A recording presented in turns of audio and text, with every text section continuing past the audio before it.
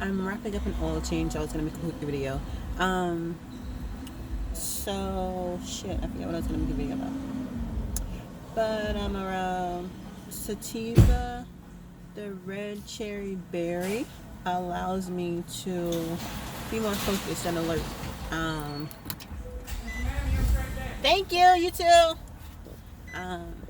And I don't really want to be focused and alert at these times because there's like nothing to focus on. Take care.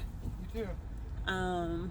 So it makes me like it just makes the fact that I'm bored like that much more like obvious.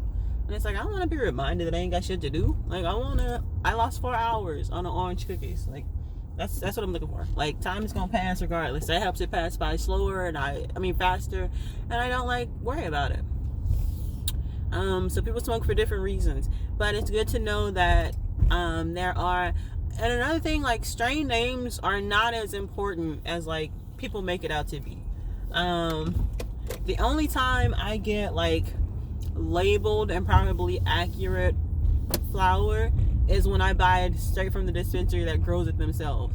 Like anybody can switch at any point in transportation. Somebody could have said, "Oh, I don't like that name. I'm gonna call it this." Or you could have had 2 bags of the same shit and be like, "Oh well, I'm gonna sell this one for 30 and this one for 50," and you just give them 2 different names. Like it's not as big of a thing as people are making it out to be. I'm in Texas. It's a definitely illegal state. So it's like I don't get flour in the pretty packages with the THC percentage and all these clear labels and all that shit. Like I get stuff in a Ziploc bag. You see my zips when I buy them. It's just like a Ziploc bag full of flour. And it's like, okay, cool. This is the name that at some point at some point it became this name. So I may never find this red cherry berry again. This may not even be red cherry berry. This could be fucking, I don't know. It could be anything. But like I'm just stressing that the name of a strain isn't as important as the quality of the high. So it's like I don't always know the strain of my weed. I hit my guy up. I trust him. He knows what I like. I let him know what I like. Hey man, you got some more of that stuff you told me last time? Like the White Widow. I don't love the White Widow. I let him know that. He's like, yeah, it's kind of a classic. Like it's hit or miss. And it's like, yeah, I don't love it. It's a mellow high. Like that's not what I'm looking for. The red cherry berry. It's not what I'm looking for. I'm gonna try the White Widow again because now with that sativa, I feel like I have a clean slate. So I feel like I'm starting over. So I have a better option of gauging the high of the White Widow. Like it's not mixed in with anything else. It's gonna be like a pure White Widow high. That orange cookie is hard to follow though. That was some nice shit. But we'll see how it goes. And then I still have the high C and I still have some Zeus at home that I can smoke. And I got my keef, so I can just dust my keef on anything that I don't necessarily love, and that'll kick it up.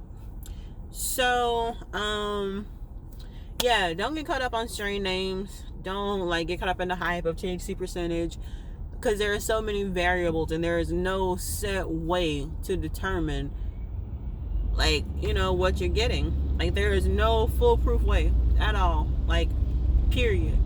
So if you see something you like, don't try it. You may not like the name of it. It may affect you differently. What's indica for me maybe it's sativa for you. Like different strokes for different folks. But if you want to try it. You know what you like. You only learn like by trying. So don't be afraid.